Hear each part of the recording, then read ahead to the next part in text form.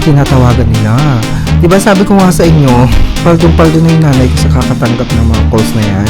They should engage in collection practices. Nakukuha sa aking response. Mga Mima, breaking news sa mundo ng mga utangan.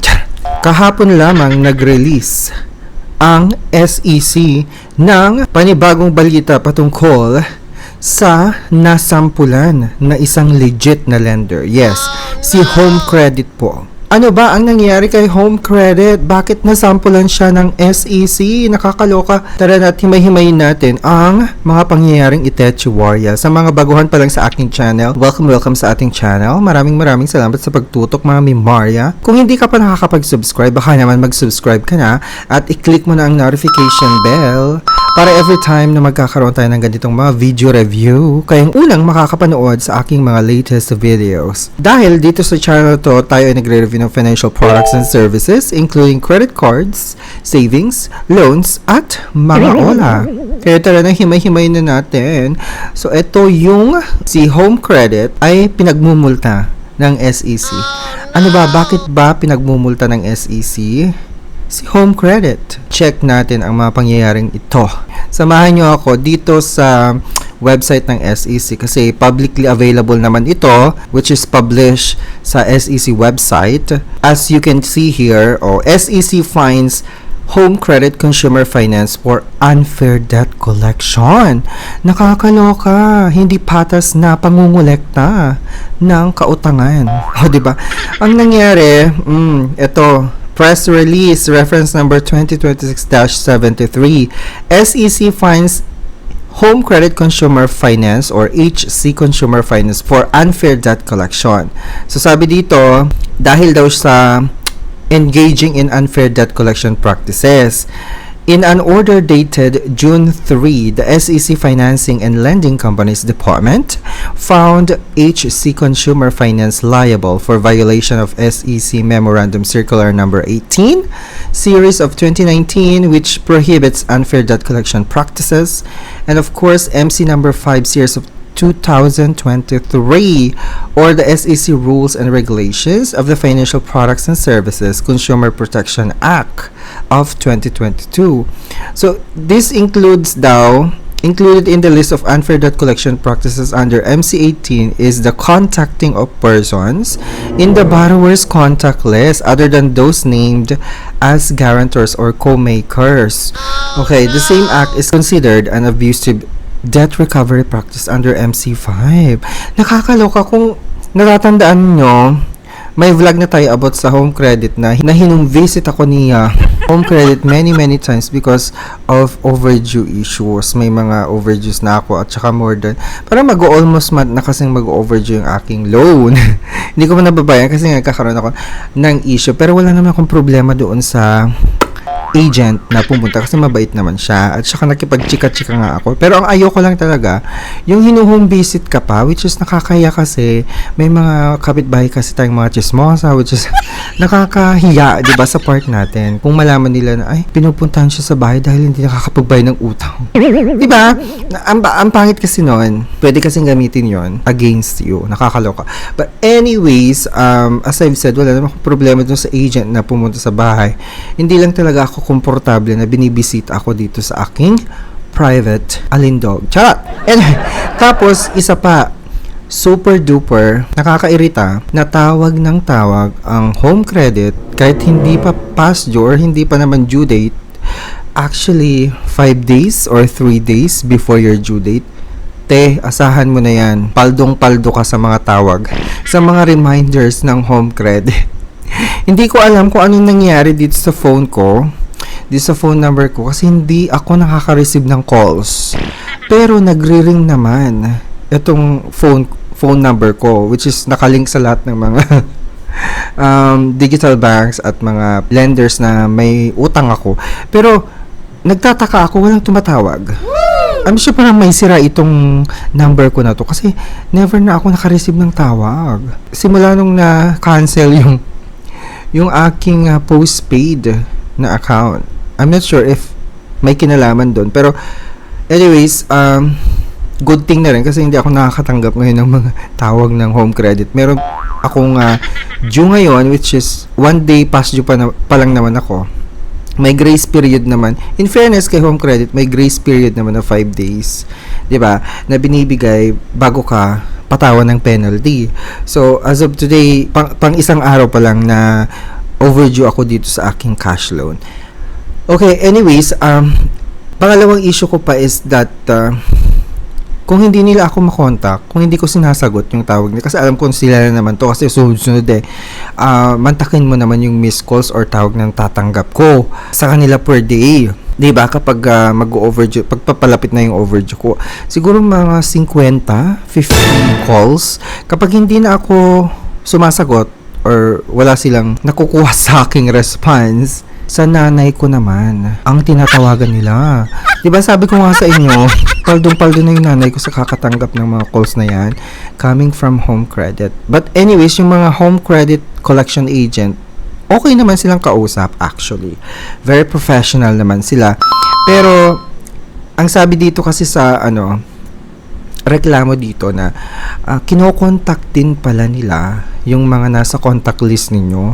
Paano nangyari yun? Kasi never heard na ginawa yan ni Home Credit. Aside from doon sa mga nilagay mong reference lang, kasi dalawa or I think 3 lang yung contact reference na nilalagay natin during the loan application. Yun yung alam ko. Kasi hindi naman sila tumatawag sa lahat ng nasa phone book mo eh. Oo, never kong na-experience yan. Based on my experience, ginagawa natin itong video na ito ngayon, hindi dahil gusto natin husgahan si Home Credit. Diba? Let's be fair and objective naman for once, hindi ba? So, hindi ibig sabihin na meron ng ganitong complaint against Home Credit, huhusgahan na natin sila. Kasi they've been there in the lending industry for how many years na din, diba? And sabi ko nga sa inyo, I've been a client or customer sa kanila parang almost a decade na, di ba? Nagsimula ako, I think, 2013. Isang dekada na ba yon? Magbilang nga kayo. Basta marami na akong na-loan sa kanila. Marami na akong nakuha din na gadgets through Home Credit, which is very helpful, di ba? Na meron tayong ganitong mga legit na mga pautangan like Home Credit kasi they've been there since day one, di ba? Sila yung talagang pioneer ng lending, if I'm not mistaken. Yung online lending talaga na sa phone mo gagawin yung application, sa pupuntahan mo sa store kapag pipick upin mo na yung gadgets, mga ganon. So, I'm very thankful na rin and grateful na meron tayong Home Credit. But, again, ibang usapan kasi itong unfair debt collection practices eh. Sabi dito, HC Consumer Finance was ordered to pay a 50,000 pesos fine for its first offense and to stop from collecting debts from individuals who are neither guarantors nor co-makers in a loan. It must also cease and desist from using third-party residences as collective venues. Diba? Nakakaloka. So, dapat ang kukontakin lang ni Home Credit daw is yung mga nasa guarantor or nilagay nating mga co-maker nung nag-loan tayo or nag-process tayo ng loan application. Sinasabi dito na SEC na dapat tigilan na ni Home Credit ang paggamit ng third-party residences as collection venues. The Commission also directed the company to review and revise its collection policies and procedures and submit a compliance report to the SEC. So, hindi naman ito sinasabi na si Home Credit ay pinapatawan ng mabigat na parusa, which is revocation or, diba, pagtanggal ng lisensya. Hindi naman. So, this is just a very, parang minimal offense lang siguro ito. Kasi hindi naman grabe, hindi naman ganun kabigat yung ginawa ni Home Credit, hindi ba? Unlike doon sa mga talagang abusive na OLA, na ang ginagawa nila is pinagmumura yung mga borrowers, pinagpupost at pinapahi sa social media. Si Home Credit, never heard naman na nagkaroon ng ganong issue at complaints, and I've never experienced na nangyari sa akin yon. Sabi din dito, HC Consumer Finance continued its collection activities at the same residence despite written objection from the borrower, according to the complainant. So, the use of a third-party residence as a collection venue necessarily creates a substantial risk that the existence of the debt, the borrower's financial condition, or the fact of delinquency will be known to persons who have no lawful interest in the transaction. Such exposure is precisely what the FCPA Memorandum Circular 18 and MC5 seek to prevent. Okay. So the totality of the evidence on record establishes that HC Consumer Finance, under the pretext of enforcing a valid obligation, transgressed the clear and non-waivable boundaries imposed by the law on the manner of debt collection. Sabi niyang ganan. Kung meron kayong time, pero yung basahin ito, ilalagay ko yung link in description. Okay, now, let's himay-himay.